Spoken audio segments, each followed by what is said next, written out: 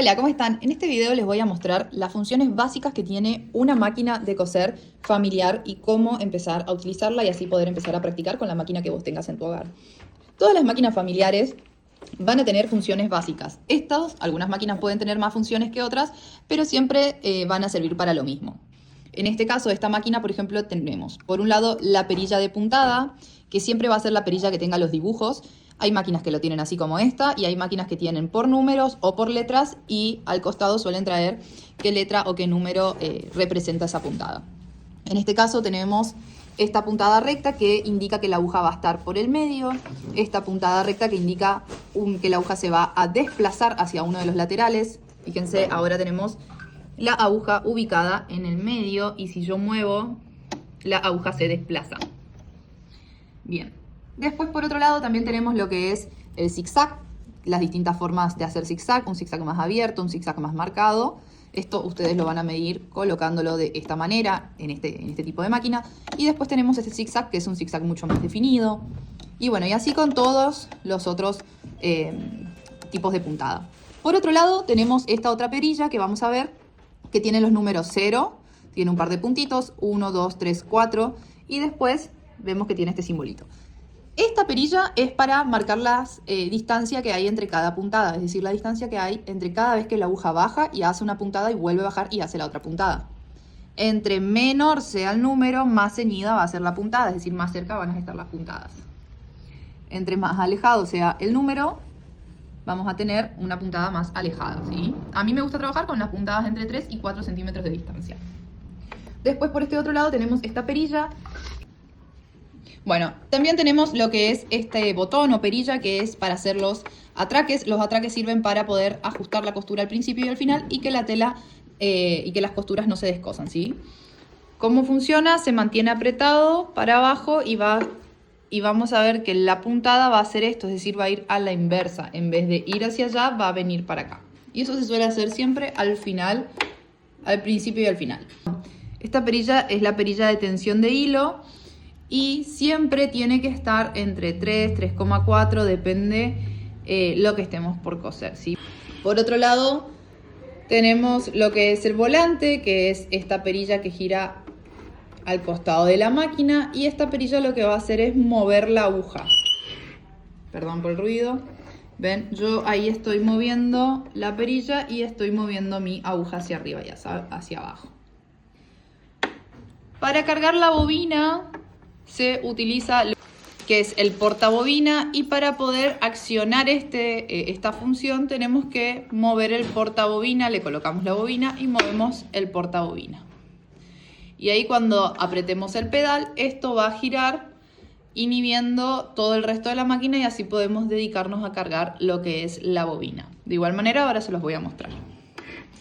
Después para volver a la función normal, volvemos a acomodar como estaba anteriormente. Esta perilla que tenemos acá es una perilla para subir y bajar el pisatela, que vendría a ser este pie que tenemos acá.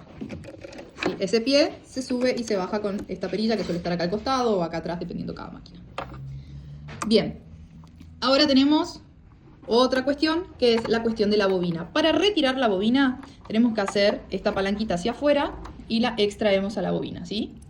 Acá vamos a ver que hay un carrete de bobina con hilo. Bueno, entonces tenemos lo que es el portabobinas, que sería este, y por otro lado tenemos el carrete. El carrete con el hilo va a ir siempre hacia la mano derecha de esta manera, ¿sí? Dejamos ahí, agarramos el hilo y lo trasladamos hasta esta ranura que tenemos ahí. Hacemos una ligera presión para que pase por debajo de la chapa y ahí tenemos acomodado lo que es la bobina dentro del portabobinas. Ahora, ¿cómo sabemos si esto está bien? Si nosotros estiramos el hilo, la bobina se tiene que mover sin ningún tipo de problema, como lo hace acá. Bien, ahora les voy a mostrar cómo se coloca este portabobina ya con su bobina adentro de lo que es la máquina. Van a ver que acá hay un huequito que les va a indicar que es el lugar donde se tiene que ubicar la parte de arriba de su portabobina. De esta manera. Y ahí, para que calce, yo agarro y acomodo de esa manera. Y ahí ya les quedó el portabobinas en la parte de abajo. Ahora que toca con la máquina enhebrar el hilo de la parte de arriba. Bueno, ahora les vamos a hablar sobre los distintos tipos de agujas y por qué vienen distintos números de agujas. Primero les voy a recordar nuevamente la forma de la aguja. Van a ver que hay agujas, o sea, todas las agujas familiares van a tener un lado plano, que sería este, y un lado que va a tener curva como una pancita. Después la aguja va a tener lo que es el canal o la guía del hilo, que es este canal largo que ven acá. Eso, cuando ustedes lo colocan en la máquina, tiene que estar enfrentados hacia ustedes. Y la parte plana, que tiene, van a ver que acá tiene como si fuese una especie de surquito. Este surquito va a ir hacia atrás, o sea, la parte plana tiene que mirar hacia atrás. Hay que tener en cuenta, las agujas para las máquinas familiares vienen enumeradas del número 9 al número 18. Tenemos 9, 11, 12, 14, 16 y 18. Las de menor número son para telas livianas, ¿sí? Vamos a trabajar todo lo que sea telas livianas. Esto es muy importante porque si queremos coser con una aguja, por ejemplo, 11, 9 o una 12 incluso, un jean, por ejemplo, o muchas capas de tela, la aguja se va a romper. Y que una aguja se rompa, sobre todo ocurriendo esto o porque no sabemos y no tenemos la noción de la importancia del número de la aguja, podemos sacar de punto nuestra máquina, que es algo que ocurre bastante. Entonces, si vamos a coser muchas capas de tela o si vamos a coser telas gruesas, tenemos que tener en cuenta utilizar agujas del número 12 para arriba. Sobre todo en denim se utiliza agujas entre número 16 y 18. Punta dorada, entonces la aguja punta dorada o punta bolita se suele utilizar para telas que son telas como Morley o telas que tengan mayor elasticidad. Para todo ese tipo de telas vamos a utilizar lo que es las agujas punta bolita, pero también, por ejemplo, vienen, por lo general son agujas de una mayor calidad de este tipo de agujas, y también vienen gramajes gruesos, vienen la misma numeración que las agujas que son para tejido plano. Y la verdad es que a mí particularmente me gusta mucho trabajar este tipo de agujas para casi todos los tipos de telas, y para lo que es denim suelo utilizar sí lo que es plano ya. Una de las cosas que también les puede estar pasando es que ustedes dicen, pero la aguja parece estar bien, la veo bien, no entiendo por qué no me está cosiendo, por qué me está saltando puntadas o por qué me está rompiendo la tela. Fíjense que esta aguja en realidad no está bien, está cachada, ¿sí? La punta ya está bastante deteriorada, está lastimada. Esta aguja, por ejemplo, ya no va a cumplir una buena función, va a lastimar la tela, no va a servir, y por ahí parece un detalle bastante complejo, pero es muy importante que revisen sus agujas antes de ponerse a coser, porque esto también puede afectar el tipo de costuras que vayan obteniendo, digamos. O sea, esto puede hacer que se salte la puntada, que se desgarre la tela, o incluso la misma aguja después se va a terminar partiendo. A medida que vayan encontrando este tipo de agujas, siempre descártenla, digamos.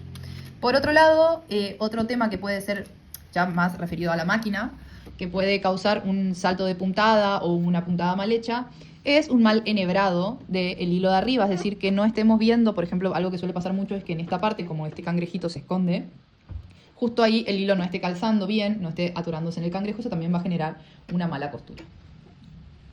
Muy bien, ahora vamos a pasar al enhebrado de la parte de arriba. Vamos a estar usando este hilo para que puedan ver la diferencia. Yo lo dejo en la mesa, si no lo pueden poner acá en el portahilo que tiene su máquina, que suelen tener todas las máquinas.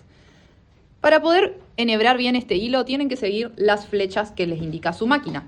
Primero va a pasar por acá, si no tiene flechas me pueden seguir a mí la secuencia. Primero pasan por este lado, de acá van a pasar hasta esta otra parte, como me lo indica acá la figura. Bajamos, acá vemos otra flecha. Acá la flecha nos indica que tenemos que hacer una curva y subir. Y acá, con la ayuda del volante, vamos a, que es esta parte de acá atrás, con este, vamos a ir girándolo hasta que salga un gancho, que es este que vemos acá. Y en ese gancho vamos a agarrar nuestro hilo, que pasó por ahí abajo, que pase por el gancho y que trabe en el gancho, ¿sí? Entonces ahí seguimos bajando hasta la siguiente flecha que me indica que es esta.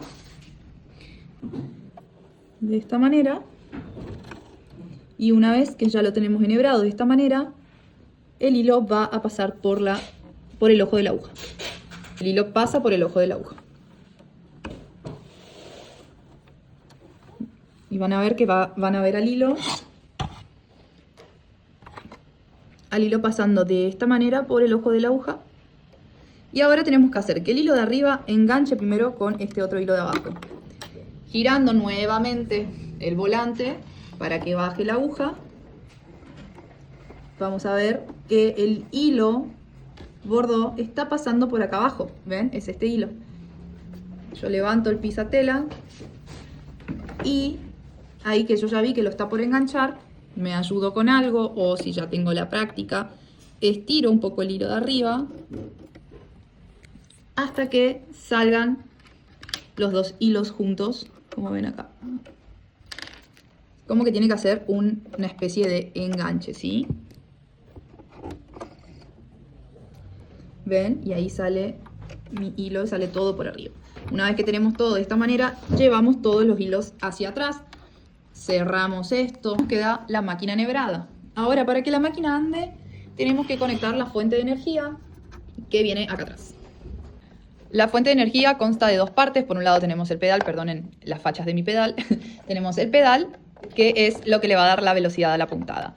El pedal, ustedes, si lo aprietan despacio con el pie, va a ir una puntada más lenta, y si lo aprietan a fondo, va a ir una puntada rápida, ¿sí? Ustedes le van a dar la velocidad. Yo siempre recomiendo que empiecen de a poquito, de a poquito, de a poquito, y hasta que se vayan sintiendo seguros o seguras y le den a fondo.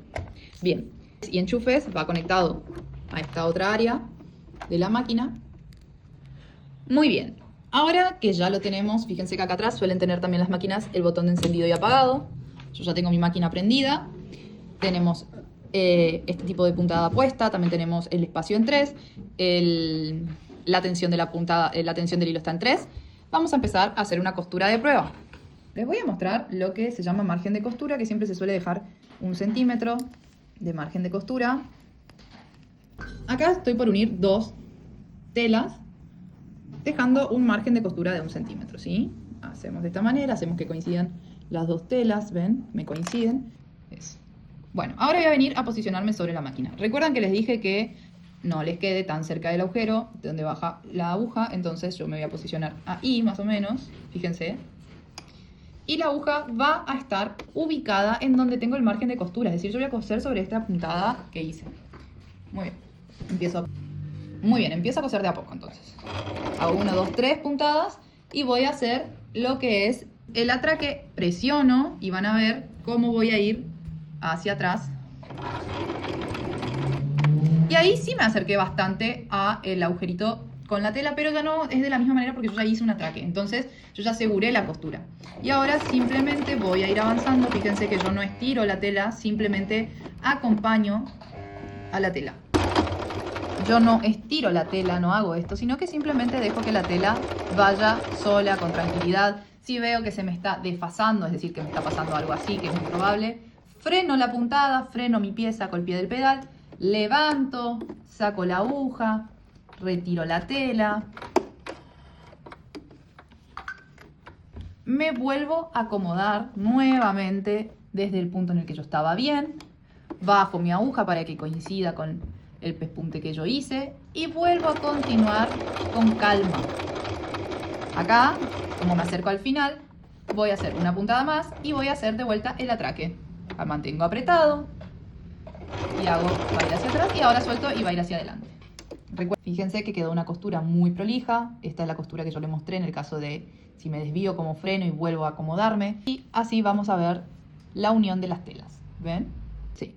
Bueno, ahora les voy a mostrar la puntada zigzag, que con la puntada zigzag podemos utilizar como si fuese una puntada simplemente decorativa o como lo vamos a usar en este caso, que es una puntada para que no se me deshilache la tela y para darle mayor seguridad y resistencia a mi unión. Vamos a ir a la perilla donde tenemos los distintos tipos de puntadas y vamos a trabajar. Fíjense que, como les dije hoy, estas puntadas zigzag son un poco más sueltas. Yo particularmente voy a trabajar con esta que es una puntada que es mucho más marcada. Y mi puntito rojo tiene que estar enfocado directamente sobre mi puntada, como lo vemos ahí. Ahora yo voy a trabajar con un ancho de puntada de 3. Por ejemplo, lo voy a hacer acá con este lado. Pongo de esta manera que el hueco donde está por donde pasa la aguja, fíjense que agarra como si fuese la mitad de la tela nada más. Y ahí voy a empezar. Van a ver que una puntada entra en la tela y la otra pareciera que va a pasar por fuera de la tela.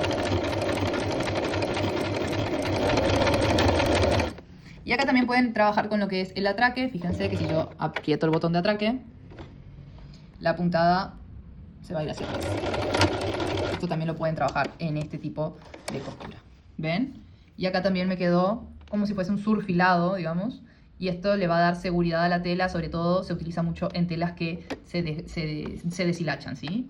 Y después le van a pasar, al margen de esto, una costura recta o también pueden trabajarlo de esta manera. Eso ya es cuestión de gusto de cada uno. Yo siempre voy a preferir esta forma porque siento que queda mucho más prolijo.